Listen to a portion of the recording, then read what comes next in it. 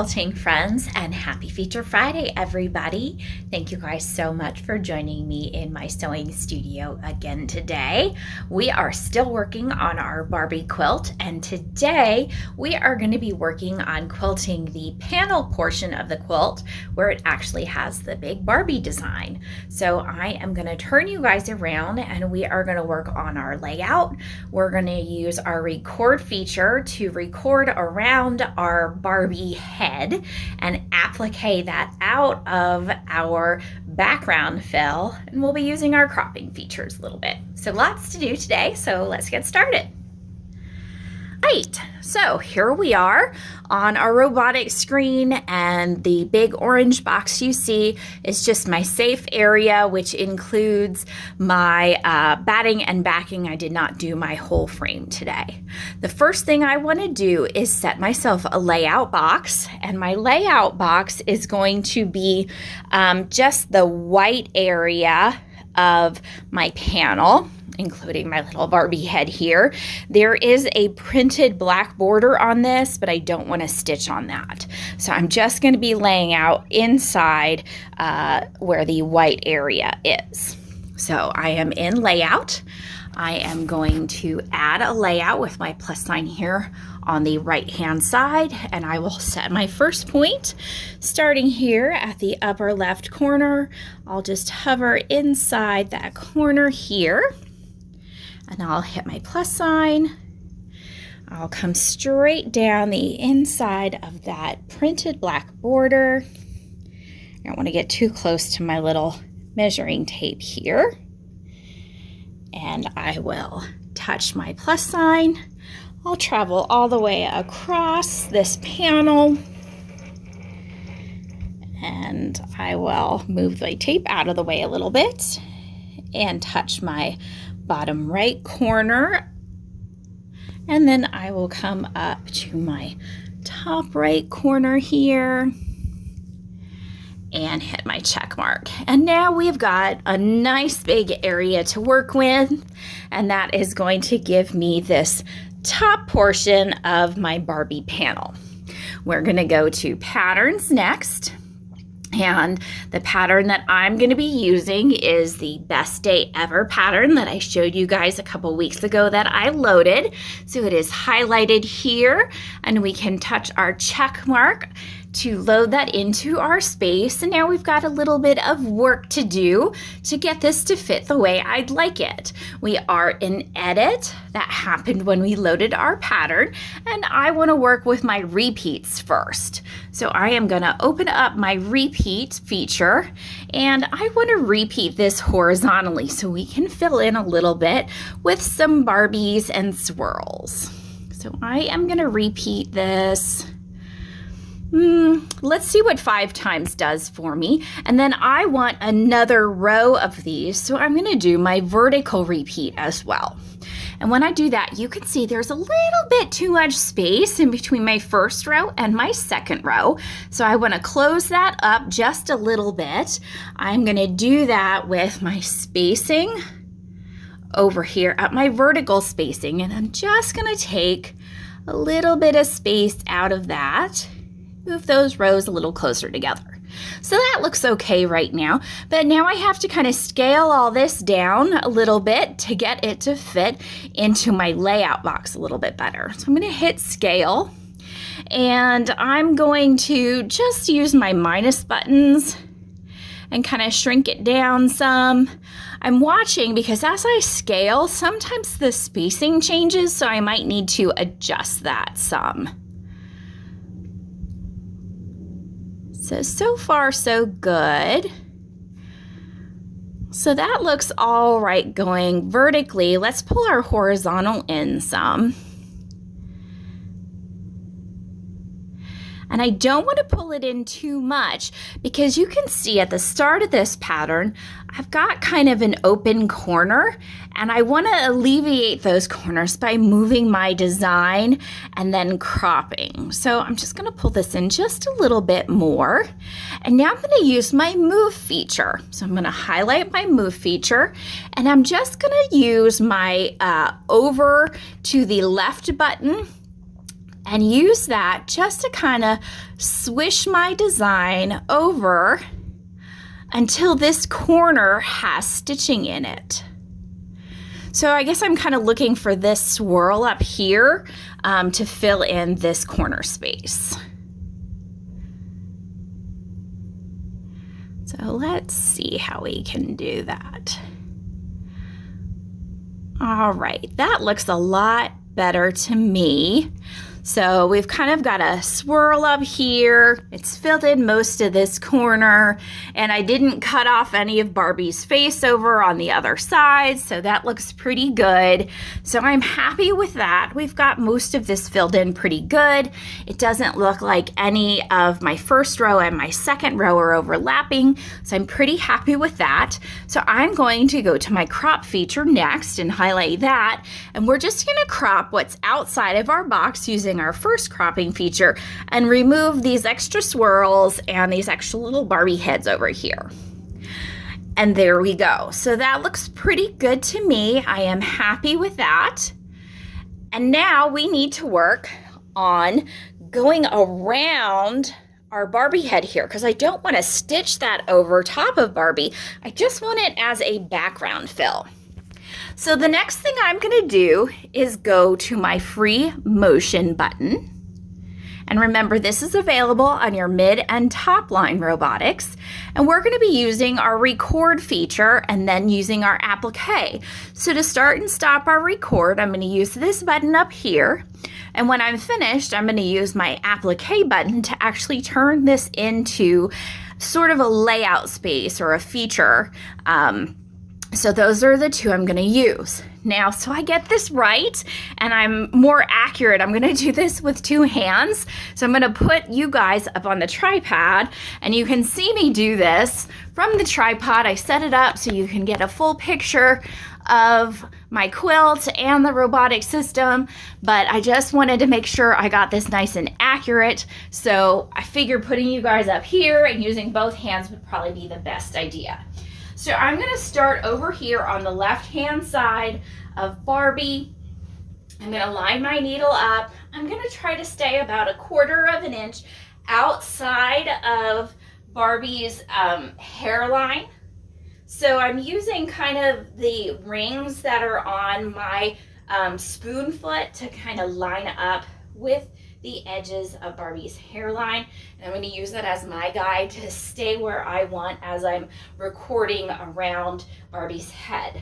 So I'm ready to start. I'm going to hit the start button over here on the right hand side of my free motion screen, and it's ready to start recording. And now I'm just going to take my handlebars and trace around Barbie's head. And she's got little puffs and curls in her hair, so her hair indents in and out.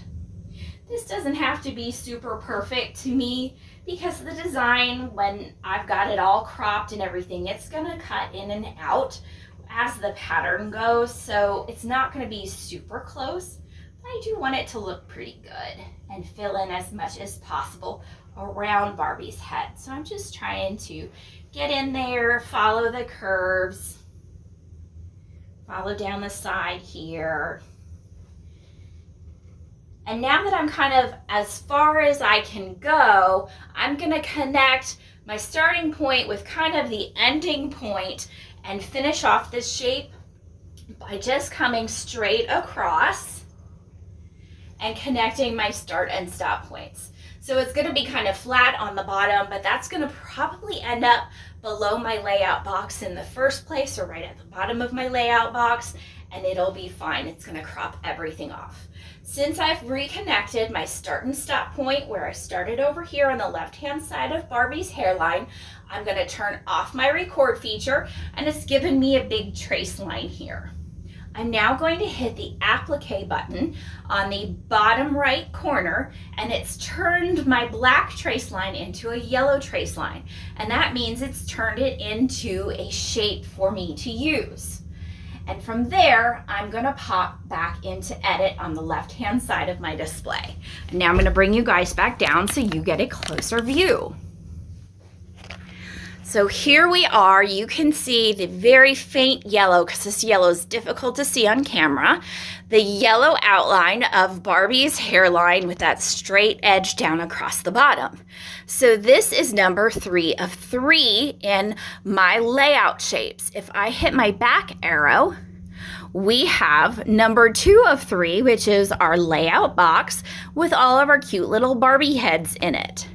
We need to crop out shape 3 of 3 from our layout box of 2 of 3. And it's very easy to do that. We stay on box 2 of 3 and we open our cropping feature in Edit. So we just highlight that. We've already used this one, which is cropping outside of our boxes, but we're going to use this one and touch on it, and it has now cropped out the shape of Barbie's head from all of our background fill. And if you look really close, you can see lots of little purple lines, and that is where our design has been cropped, and it's going to connect from one point of the design to the next for stitching. And where all of this is, it's going to end, tie off, and restart.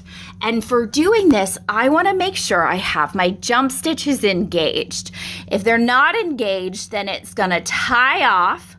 It's going to have me clip my threads, move to the next starting location, have me pull my bobbin thread up, tie off, clip my threads, and then start stitching. So your jump stitches are going to allow it to kind of do its tie-offs, and it'll jump across locations without having you clipping your threads the whole time, and you can go back and clip them when everything's finished stitching. It just saves a little bit of time. But to do this, we have to go into our settings feature that's on the left hand side with our little gears. When we open that up, we have our parameters tab across the top, and we open that up, and our jump stitches is over here on the right hand side of the display. Now for me, I'm going to open up the little bar, and that gives us our keypad to put in our jump stitches. And I am okay with my jump stitches going about 6 to 8 inches max. If it goes more than that, then I usually want to clip my threads, because at that point, the thread becomes a little bit wasteful. And if it's stretching a long distance across my quilt, sometimes that can pull on your fabric and your backing. So I just like to go somewhere between 6 and 8 inches. So I'll do 8 inches on this one. So my stitches will jump 8 inches across my quilt. If there's anything more than that, then it's going to ask me to tie off, clip my threads. It will move to the next location of where the next part of stitching is going to be. I'll have to pull my bobbin thread up, tie off, and clip my threads. And I'm okay with it after about 8 inches. I don't want big long threads where it could pull my fabric. So we're going to stick with that. I'm going to go back into Edit, look at this one more time, make sure I have everything the way I want it. So we've got our design, we've got our little Barbie heads the way we like them, we've cropped out our applique of our Barbie head that is printed on our fabric here, and I think we are ready to go. So I am going to go to my home button, and my needle is engaged, so we are going to stitch out, and I'm going to hit my green button to start. It says it's going to move to the start of the pattern, and I can see here my start is right here, and it's probably not going to do a whole lot of stitching because that already looks like a little cropped off piece. So it might do a little tiny stitch and then start jumping right away. I can't tell for sure, but it kind of looks like that. So we're just going to have to go with the flow and let this design do what it's going to do now that we cropped it. But I'm so excited to be able to use this fun little design from So Shabby Quilting. I think it's so cute and so appropriate for my quilt. We're going to hit our check mark, and our robot's going to move our machine to our starting point. And it has me doing my stitch to pull my thread up to the surface. Now I'll hit my check mark. Ooh. I'll move my machine out of the way and pull my bobbin thread up. So I have 2 nice long tails over here. I'll hit my check mark. I'll move back into place, and it has me cycling my needle to lock my stitches.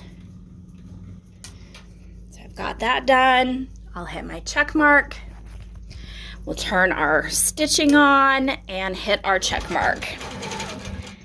See, it just did a little tiny bit, so it wants me to turn my stitching off and hit my check mark. It has me cycling my needle, hit my check mark. We'll see where it goes next. So it's jumping because it only jumped about an inch to its next location. So it wants me to do a single stitch. I'll hit my check mark. It says cycle my needle, so I will cycle my needle and hit my check mark, turn my stitching on and hit my check mark and see where it goes from here. I know that doing all of those prompts and going through the steps with turning on and off and turning off can be tedious when you are going through all these jump stitches, but it's necessary to do so that you can use your cropping feature and get your design cropped off the way you want.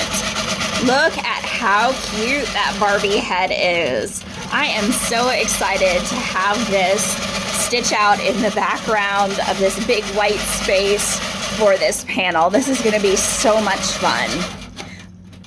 We have stopped again. It wants me to turn my stitching off, cycle my needle. It's going to travel. It traveled less than half an inch there. It wants me to do a stitch. Cycle my needle, turn my stitching on, and go again.